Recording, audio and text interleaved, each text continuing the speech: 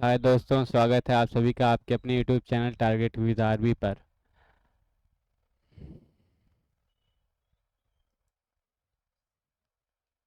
कल मैं को पढ़ा रहा था। जो बीच में रुक गया था वीडियो, 25 क्वेश्चन हुए थे। उसी के आगे आज चलते हैं, शुरू करते हैं।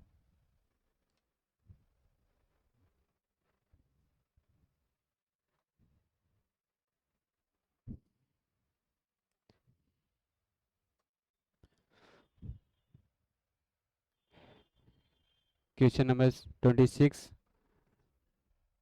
अत्याधुनिक काल में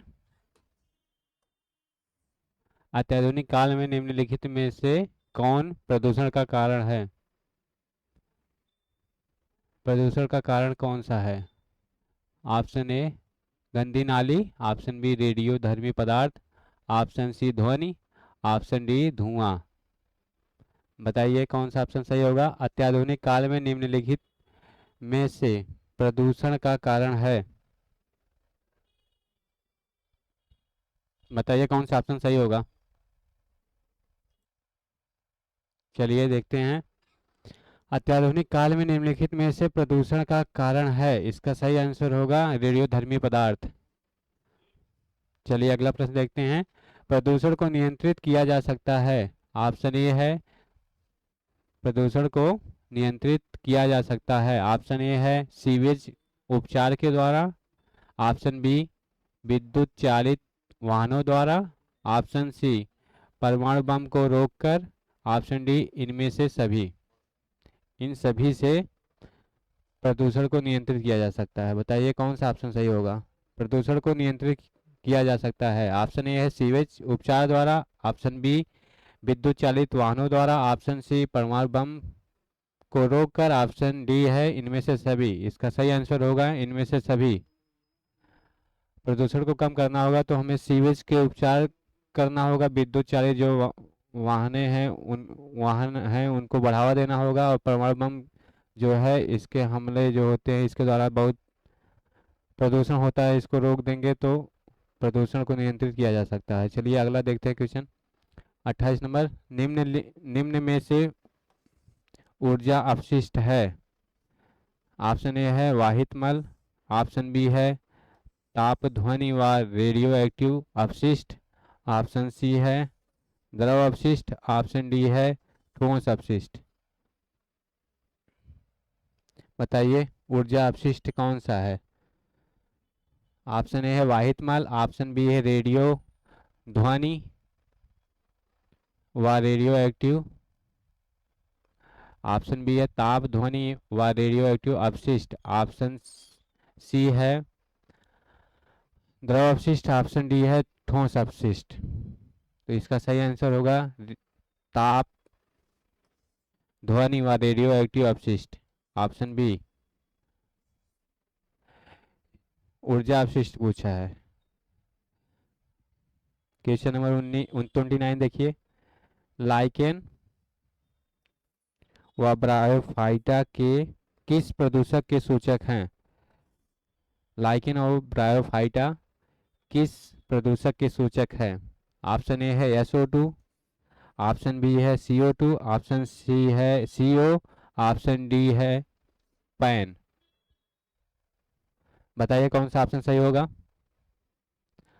लाइकेन व ब्रायोफाइटा किस प्रदूषक के सूचक हैं? ऑप्शन ए है SO2, ऑप्शन बी है CO2, ऑप्शन सी है CO, ऑप्शन डी है PAN।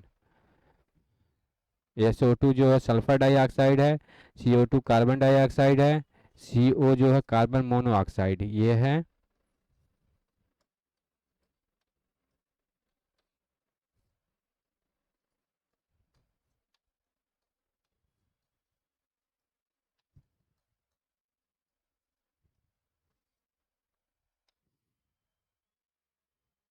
और ये पैन है जो इसको कहते हैं पर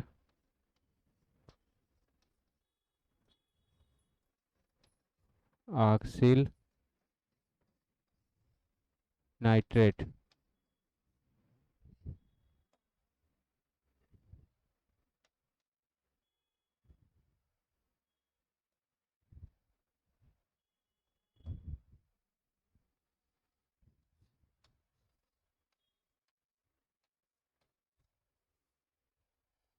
तो लाइकेन और ब्रायोफाइटा जो होते हैं वह SO2 के प्रति जो है संवेदनशील होते हैं। जहाँ SO2 की अधिकता होती है वहाँ इनकी कमी होती है।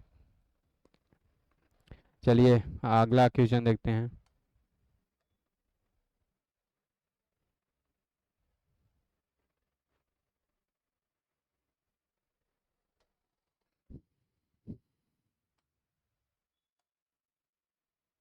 अगला क्वेश्चन है,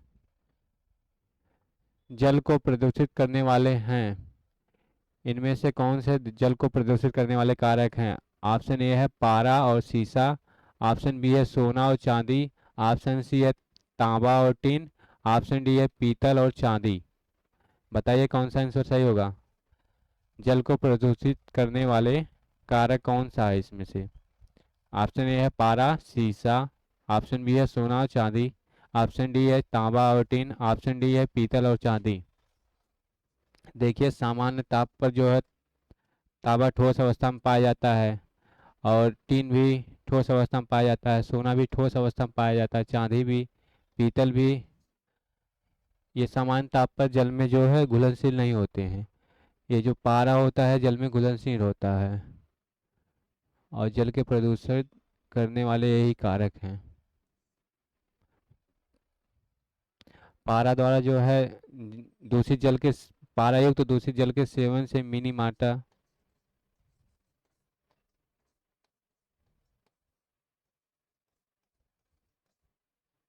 रोग होता है। ऑप्शन ए इसका सही आंसर है। चलिए अगला प्रश्न देखते हैं। मोटर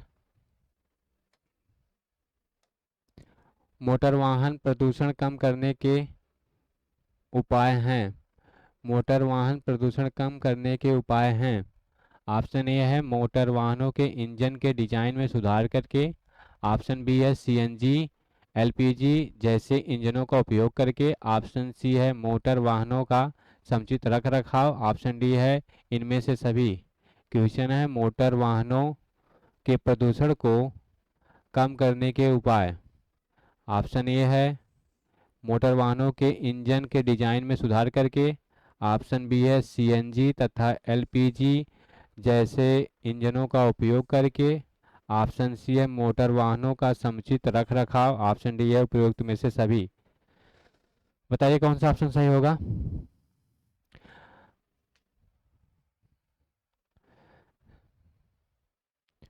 मोटर वाहनों के इंजन के डिजाइन में सुधार करके भी हम लोग प्रदूषण को कम कर सकते हैं। जो डीजल और पेट्रोल है इसके जगह पे हम लोग CNG और अगर LPG जैसे वाहनों का उपयोग करेंगे तो इससे प्रदूषण कम होता है। और मोटर वाहनों का समुचित रख रखाव, इसके जो है टाइम टाइम से इसका मरम्मत कराएंगे, सर्विसिंग होता रहेगा मोटरों का, तो ये सुरक्षित रहेंगे, प्रदूषण को कम करेंगे। तो इसमें सही ऑप्शन होगा सभी, उपयुक्त सभी, उपयुक्त में से सभी। चलिए अगला प्रश्न देखते हैं। मरुस्थल बनने का मुख्य कारण है, मरुस्थल बनने का मुख्य कारण है। ऑप्शन ए है वन रोपण, ऑप्शन बी है वन आरोपण, ऑप्शन डी है जलमग्न होना, ऑप्शन डी है अधिक कटाई। तो बताइए कौन सा ऑप्शन सही होगा? मरुस्थल बनने का मुख्य कारण है, ऑप्शन ए है वन रोपण, ऑप्शन बी है वन आरोपण, ऑप्शन बी है जलमग्न होना, ऑप्शन डी है अधिक कटाई। देखिए अगर वन रोपण करेंगे, पेड़ पौधे ज़्यादा रहेंगे तो पर्यावरण संतुलित रहेगा, वर्षा होगा, मरुस्थल नहीं होंगे। वन आरोपण भी वही होता है, जलमग्न, अगर ज्यादा जल रहेगा तो मरुस्थल बनेगा ही नहीं। अगर वनों की ज़्यादा कटाई होगी तो मरुस्थल बनने का यही मुख्य कारण है, वनों की अंधाधुंध कटाई। वनों की अंधाधुंध कटाई हो रही है जिससे पर्यावरण असंतुलन हो रहा है, और वर्षा नहीं हो रही है बराबर। तो धीरे धीरे जो वनस्पतियां हैं ये सूख जा रही हैं, इसी के कारण मरुस्थल होगा। चलिए अगला क्वेश्चन देखते हैं।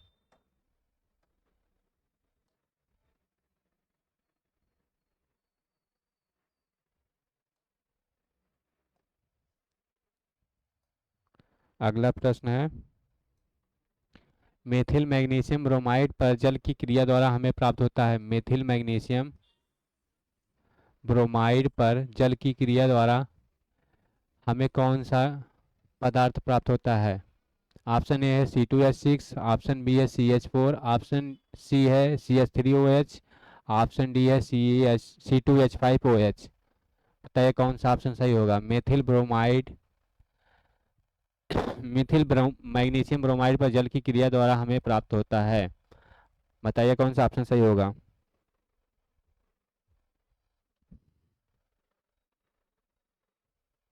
बताइए।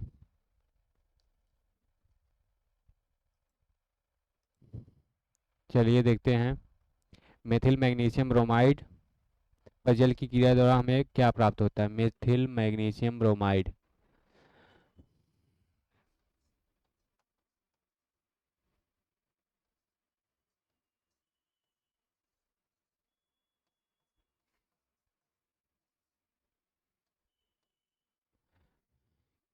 मेथिल मैग्नीशियम ब्रोमाइड जब जल के साथ क्रिया करेगा तो CH4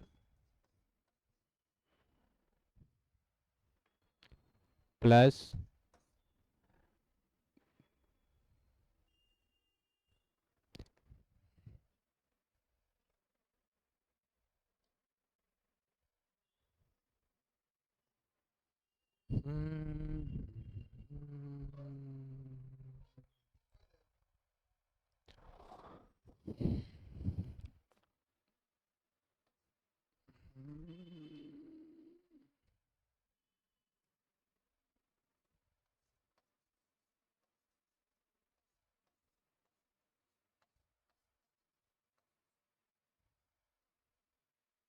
MgOH बनेगा।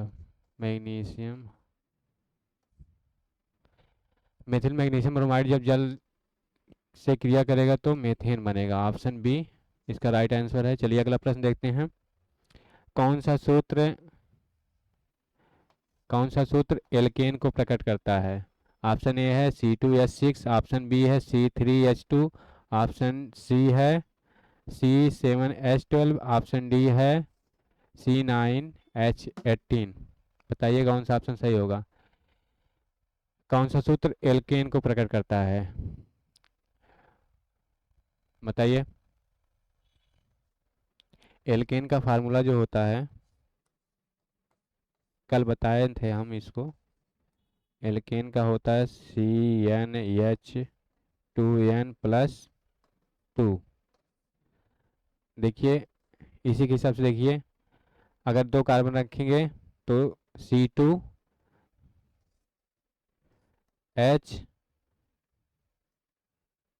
× 2 + 2 कितना होगा? 2 दूनी 4 +2 6। C2H6 जो होगा ये एल्केन होगा। और एल्कीन का जो फार्मूला होता है CnH2n होता है। तो ये जो होगा ये एल्कीन के अंतर्गत आएगा। ये भी एल्कीन होगा। इसका जो केमिकल नेम होगा ये होगा मेथ एथेन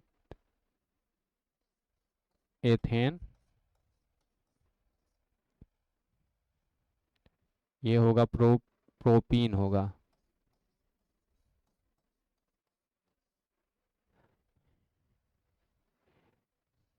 ये होगा सेप्टीन होगा।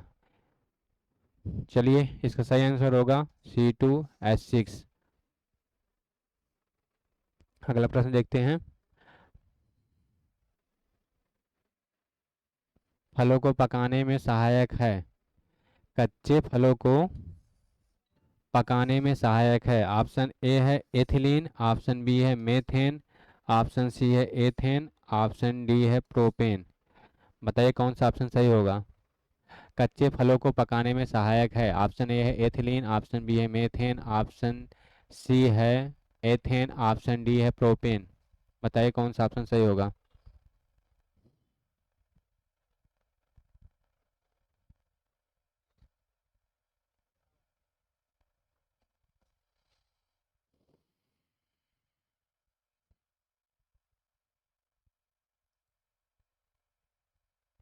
बताइए कौन सा ऑप्शन सही होगा। कच्चे फलों को पकाने में सहायक है एथिलीन गैस होती है। कच्चे फलों को पकाने में हमें एथिलीन गैस की जरूरत पड़ती है। एथिलीन का फार्मूला होता है C2H4। मीथेन का होता है CH4। प्रोपेन का होता है C3H8। ऑप्शन सी ये एथेन है, एथेन का होता है C2H6। इसका सही आंसर होगा ए। चलिए अगला प्रश्न देखते हैं।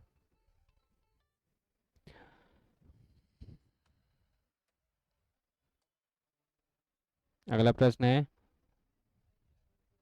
Question number 26। यूरिया का संश्लेषण होता है। ऑप्शन ए है वृषण में, ऑप्शन बी है फेफड़े में, ऑप्शन सी है यकृत में, ऑप्शन डी है अग्न्याशय में। बताइए यूरिया का संश्लेषण कहाँ होता है, हमारे शरीर में यूरिया का निर्माण कहाँ होता है। ऑप्शन ए है वृषण, ऑप्शन बी है फेफड़ा, ऑप्शन सी है यकृत, ऑप्शन डी है अग्न्याशय। यूरिया का संश्लेषण जो होता है हमारे यकृत में होता है। ऑप्शन सी इसका राइट आंसर होगा। फेफड़े द्वारा मनुष्य का ये मुख्य श्वसन अंग है फेफड़ा। अग्न्याशय जो कल बताए थे इसके बारे में, अग्न्याशय में यह जो है हमारे ब्लड में शुगर लेवल को मेंटेन करता है और पाचन में सहायता करता है। अग्न्याशय में दो सेल्स पाई जाती हैं, अल्फा सेल्स और बीटा सेल्स। अल्फा सेल्स के द्वारा ग्लूकागॉन का स्रावण होता है और बीटा सेल्स के द्वारा इंसुलिन का स्रावण होता है। चलिए अगला प्रश्न देखते हैं। वृक्कों का कार्य है, बताइए। वृक्कों का कार्य है, ऑप्शन ए है श्वसन, ऑप्शन बी है निःश्वसन, ऑप्शन सी है उत्सर्जन, ऑप्शन डी है पाचन। हमारे शरीर में वृक्कों का कार्य क्या है। जो कि हमारे शरीर में एक जोड़ी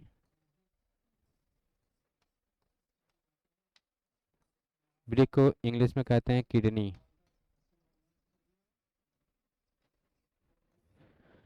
हमारे शरीर में एक जोड़ी किडनी पाई जाती है जिनकी संख्या 2 होती है।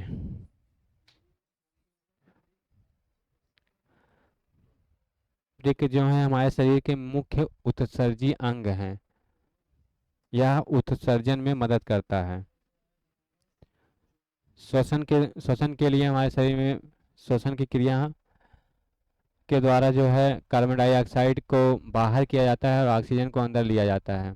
यह क्रिया जो है श्वसन कहलाती है। निःश्वसन जो होता है कार्बन सिर्फ ऑक्सीजन को जब हम अंदर खींचते हैं यह निःश्वसन होता है। पाचन पाचन के द्वारा हमारे शरीर में भोज्य पदार्थ जो हम लोग खाते हैं उसका पाचन होता है। चलिए इसका सही आंसर होगा उत्सर्जन। अगला प्रश्न देखते हैं।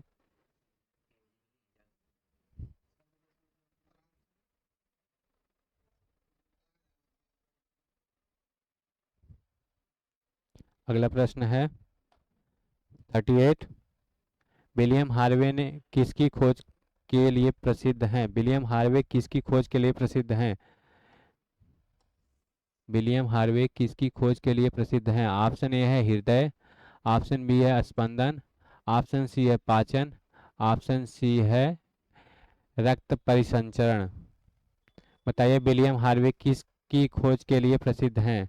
ऑप्शन ए है हृदय, ऑप्शन बी है स्पंदन, ऑप्शन सी है पाचन, ऑप्शन डी है ब्लड सर्कुलेशन या रक्त परिसंचरण। इसका सही आंसर होगा ब्लड सर्कुलेशन या रक्त परिसंचरण। विलियम हार्वे ने रक्त परिसंचरण तंत्र की खोज की थी।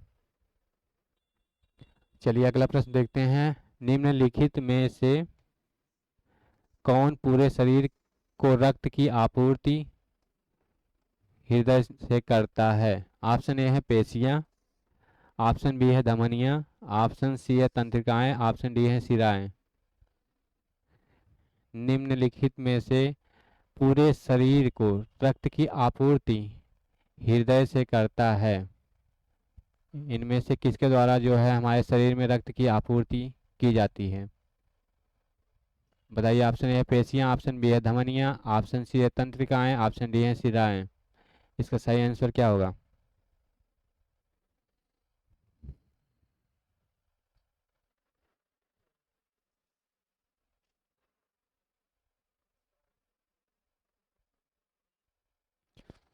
इसका सही आंसर होगा धमनियाँ। धमनियों के द्वारा जो है हृदय से हमारे शरीर के सभी भागों में रक्त पहुंचता है। तंत्रिकाओं के द्वारा जो है हमारे शरीर में सूचनाओं का आदान प्रदान होता है। चलिए अगला प्रश्न देखते हैं 40 नंबर। ग्लाइकोलाइसिस या ग्लाइकोलाइसिस में कितने एटीपी अणुओं का लाभ होता है? हमारे शरीर में ग्लाइकोलाइसिस एक क्रिया होती है, इसमें एटीपी का निर्माण होता है। तो बताइए इसके द्वारा कितने एटीपी के अणु बनते हैं? ऑप्शन ए है 0, ऑप्शन बी है 2, ऑप्शन सी है 4, ऑप्शन डी है 8। बताइए इसका सही आंसर क्या होगा? ग्लाइकोलाइसिस में कितने एटीपी अणुओं का लाभ होता है? तो इसका सही आंसर होगा 2। ग्लाइकोलाइसिस जो साइकिल होती है इसके द्वारा हमारे शरीर में 2 एटीपी का निर्माण होता है। एटीपी का पूरा नाम होता है एडिनोसिन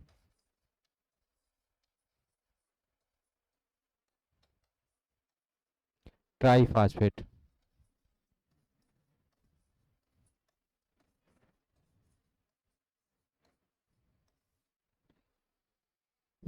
चलिए अगला प्रश्न देखते हैं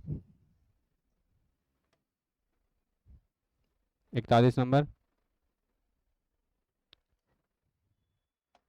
एटीपी क्या है? ए एटीपी जो है एक एंजाइम है जो ऑक्सीकरण क्रिया चलाता है, या फिर ऑप्शन बी एक हार्मोन है, ऑप्शन सी एक प्रोटीन है, ऑप्शन डी एक अणु जिसमें उच्च ऊर्जा युक्त फास्फेट बंध होते हैं। बताइए एटीपी क्या है? एंजाइम है, या हार्मोन है, या प्रोटीन है, या एक अणु जिसमें उच्च ऊर्जा युक्त फास्फेट बंध होते हैं? अभी इसके पहले वाले क्वेश्चन में था एटीपी। एटीपी का पूरा नाम जो होता है एडिनोसिन ट्राइफॉस्फेट होता है। इसके पूरा नाम जानने के बाद हमें पता चल जाएगा इसमें फास्फेट बांड होते हैं। तो इसका सही आंसर यही होगा। यह एक अणु है जिसमें एक उच्च ऊर्जा होती है और इसमें फास्फेट बांड बांड होते हैं। एटीपी को ही कोशिका का पावर हाउस कहा जाता है। यह कोशिका जो यह ऊर्जा मुद्रा होती है। चलिए अगला प्रश्न देखते हैं। इसका सही आंसर होगा ऑप्शन डी अनाक्षी श्वसन का अंतिम उत्पाद। अनाक्षी श्वसन का अंतिम उत्पाद है एनारोबिक रेस्पिरेशन का जो है अंतिम प्रोडक्ट क्या है? ऑप्शन ए है स्टार्च, ऑप्शन बी है पायरुविक अम्ल, ऑप्शन डी है शर्करा, ऑप्शन डी है एथिल अल्कोहल। अनाक्षी श्वसन का अंतिम उत्पाद क्या है? बताइए। ऑप्शन ए है स्टार्च, ऑप्शन बी है पायरुविक अम्ल, ऑप्शन सी है शर्करा, ऑप्शन डी है एथिल अल्कोहल। तो इसका सही आंसर होगा एथिल अल्कोहल। एनारोबिक रेस्पिरेशन के द्वारा जो है एथिल अल्कोहल का निर्माण होता है।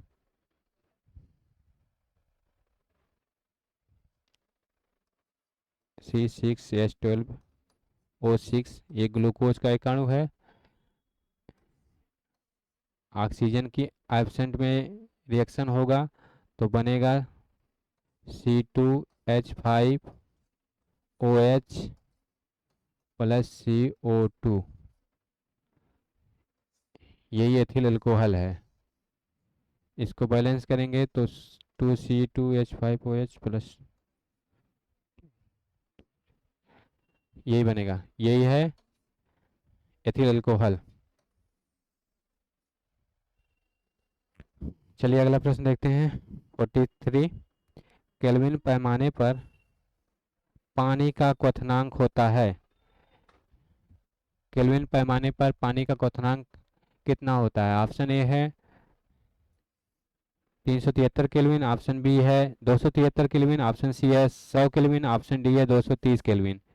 बताइए कौन सा ऑप्शन सही होगा? केल्विन पैमाने पर पानी का क्वथनांक होता है। केल्विन पैमाने पर पानी का क्वथनांक कितना होता है?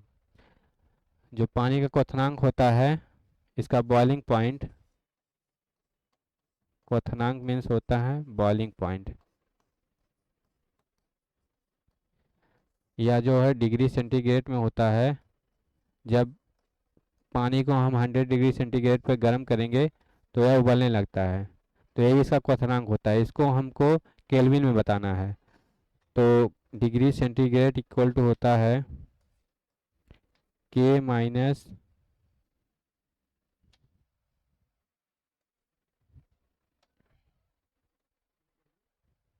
273।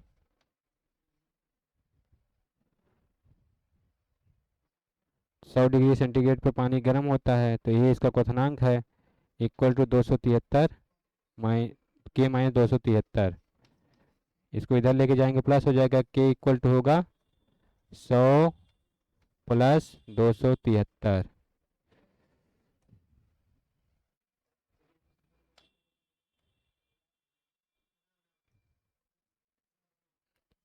के इक्वल टू हो जाएगा 373।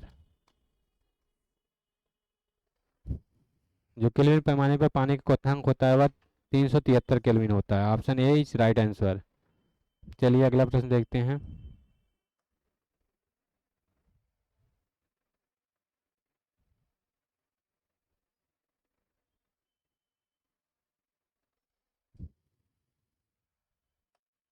क्वेश्चन नंबर 43 हो गया, 44 है। दो वस्तुओं के ताप में 63 डिग्री सेंटीग्रेड का अंतर है। केल्विन पैमाने पर यह अंतर कितना होगा? यह अंतर यह अंतर कितना होगा? दो वस्तुओं के ताप में 63 डिग्री सेंटीग्रेड का अंतर है।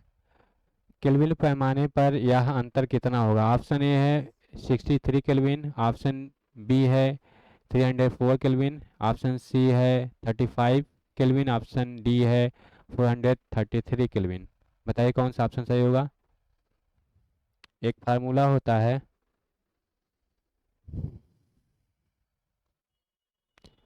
CY5 equal to F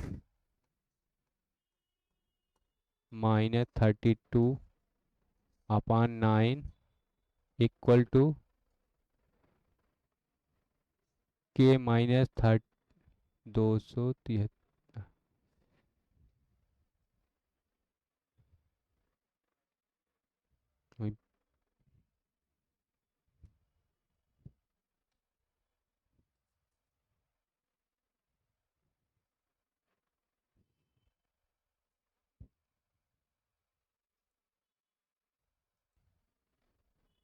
K minus 273 वाई5 ये फार्मूला होता है। इसके द्वारा जो है हम टेम्परेचर को कन्वर्ट करते हैं, एक डिग्री सेंटीग्रेड से फ़ारेनहाइट में, फ़ारेनहाइट से केल्विन में, या जिसको भी चेंज करना होगा इसी फार्मूले से चेंज करेंगे। तो देखिए दिया है दो वस्तुओं का ताप डिग्री सेंटीग्रेड में जो है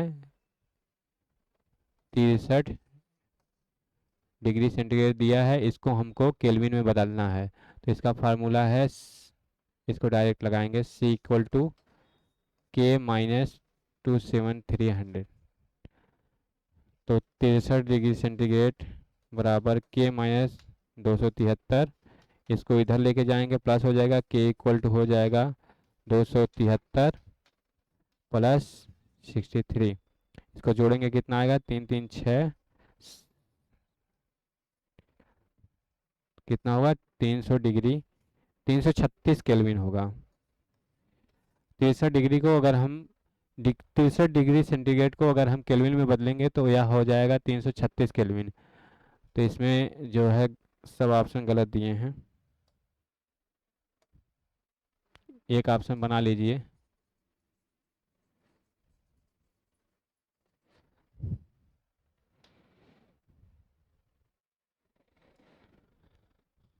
तीन सौ छत्तीस केल्विन ऑप्शन जो है डी इसका राइट आंसर हो जाएगा। चलिए अगला प्रश्न देखते हैं। अंगीठी पर पतीली में पानी भरकर रख देने पर पानी गर्म हो जाता है।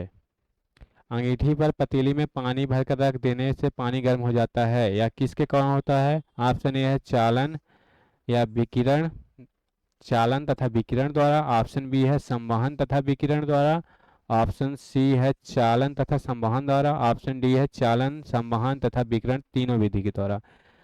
जो होता है ऊष्मा का संचरण जो होता है यह तीन विधि के द्वारा होता है। एक होता है चालन,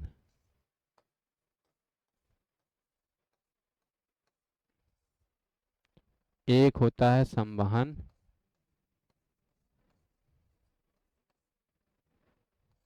एक होता है विकिरण।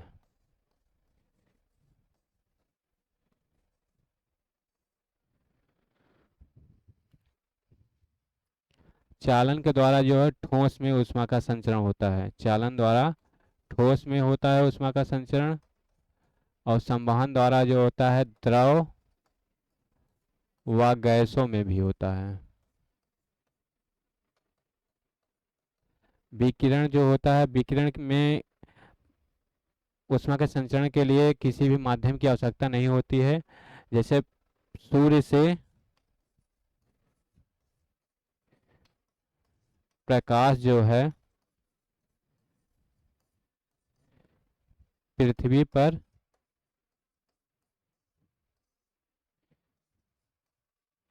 इसी विधि के द्वारा, विकिरण के द्वारा ही पहुंचता है,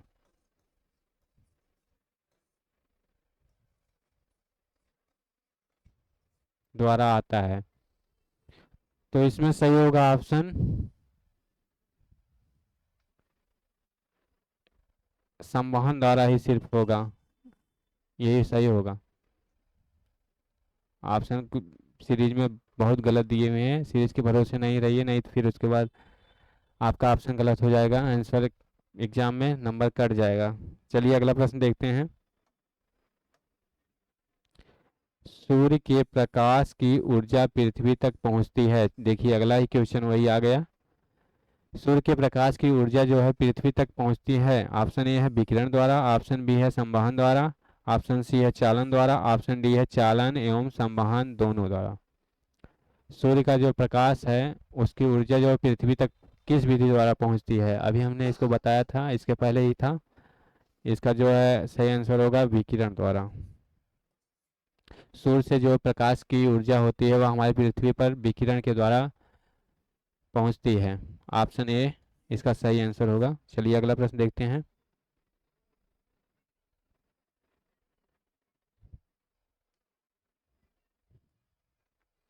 वाष्पन की गुप्त ऊष्मा का मात्रक है। वाष्पन की गुप्त ऊष्मा का मात्रक है। ऑप्शन ए है कैलोरी, ऑप्शन बी है जूल, ऑप्शन सी है calorie per gram, option D है calorie per gram degree centigrade. बताइए कौन सा ऑप्शन सही होगा। वाष्पन की गुप्त ऊष्मा का मात्रक है। Option A calorie, option B है जूल, ऑप्शन सी है calorie per gram, option D है calorie per gram degree centigrade. इसका सही आंसर होगा ऑप्शन सी कैलोरी पर ग्राम, या इसका सीजीएस पर जो सिस्टम है उसमें इसका मात्रक है, इसको कहते हैं कैलोरी।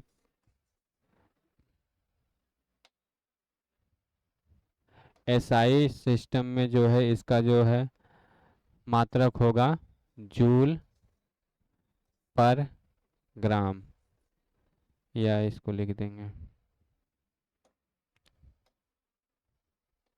जूल पर ग्राम होता है।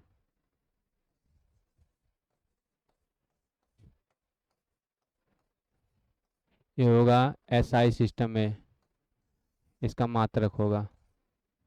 चलिए अगला प्रश्न देखते हैं। पानी की विशिष्ट ऊष्मा, पानी की विशिष्ट ऊष्मा होती है। ऑप्शन ए है अधिकतम, ऑप्शन बी है न्यूनतम, ऑप्शन सी है सामान्य, ऑप्शन डी है कुछ भी हो सकती है। तो बताइए पानी की विशिष्ट ऊष्मा कितनी होती है, पानी की विशिष्ट ऊष्मा कितनी होती है। आप पानी की जो विशिष्ट ऊष्मा होती है वह अधिकतम होती है। पानी की जो विशिष्ट ऊष्मा होती है वह अधिकतम होती है। इसका जो मान है 4186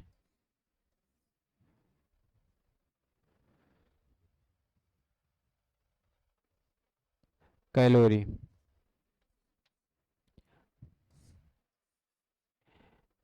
पानी की विशिष्ट ऊष्मा जो होती है सबसे ज़्यादा होती है। तो आज के लिए बस इतना ही, मिलते हैं अगली क्लास में। तब तक के लिए धन्यवाद। वीडियो को देखते रहिए, शेयर करिए, सब्सक्राइब करिए और कमेंट जरूर करिए। धन्यवाद।